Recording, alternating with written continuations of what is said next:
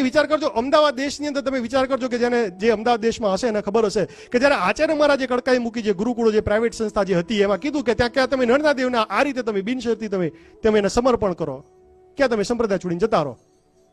મહદ અંશે મોટા ભાગના તમે જુઓ જતા રહ્યા. અને કચરો ક્યાં ભરાયો? હું કચરો જ કહું છું. કચરો ક્યાં ભરાયો એ વિચારજો. મારા નામ નથી દેવું, વિચારજો. બધો કચરો એક જ જગ્યાએ ભરાયો. કેમ? કારણ કે સ્કીમ કાઢો તમે. 5% કમિશન આપી, જે તમારી ઇન્કમના 5%, સંસ્થાના 5% જે ઇન્કમ હોય એ તમે મંદિરને આપો, લક્ષ્મીનારાયણ દેવને. અને પછી તમે ઉપર તમે એ પરમિશન લઈ લો કે તમે આ સંસ્થાને તમે શ્રી લક્ષ્મીનારાયણ દેવના તાબાનું તમે કહી શકો. એ સ્કીમો દેશ વિભાગના લેખમાં નથી. આમાં લખ્યું 5% ઇન્કમ આપે લક્ષ્મીનારાયણ દેવના તાબાની, 10% આપે, 90% આપે લખ્યું, 99% લખ્યું, 99.99% લખ્યું, 100% જ્યારે દેવની થાય ને ત્યારે કે દેવને હસ્તક.